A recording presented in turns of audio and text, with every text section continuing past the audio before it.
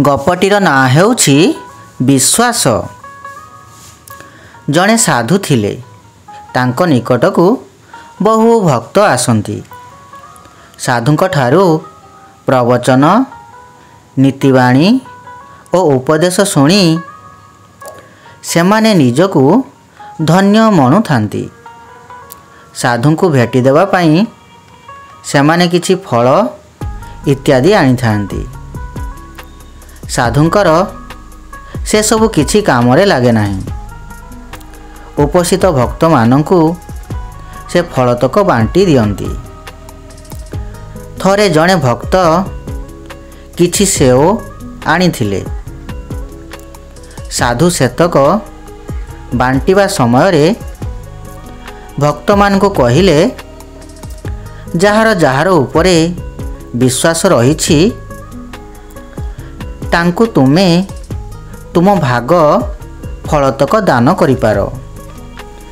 भक्त माने बुझीगले साधुंकर एमंत निर्देश रे किछि ना किछि उद्देश्य रहिछि एवं से उद्देश्य निश्चित रूपे महत होइथिबो।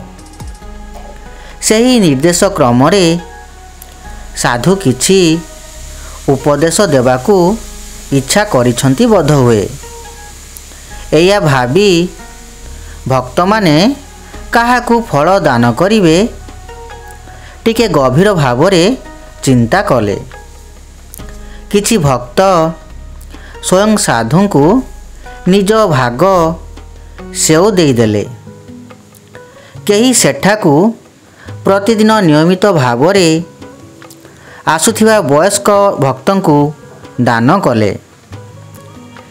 किए निज सांगरे आसीथिबा प्रिय सांगकू दान कले।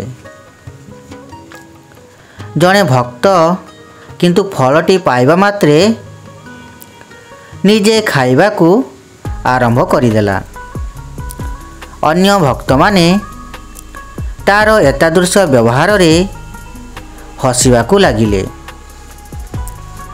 साधु सेई भक्तंकू निजे फल काहींकी खाइले बोली पचारिबारु भक्त जनक कहिले,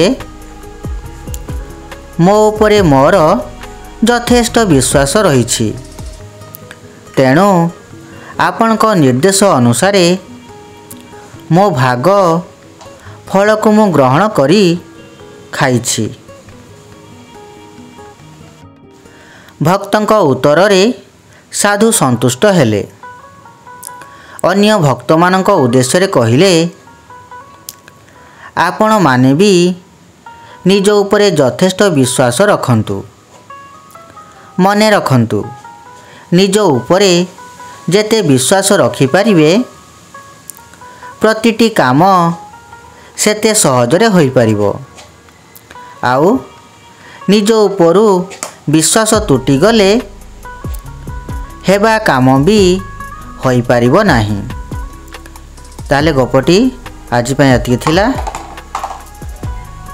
मो पुणी नुआ नुआ गप नहीं आसबि। आज पय रहिली। धन्यवाद।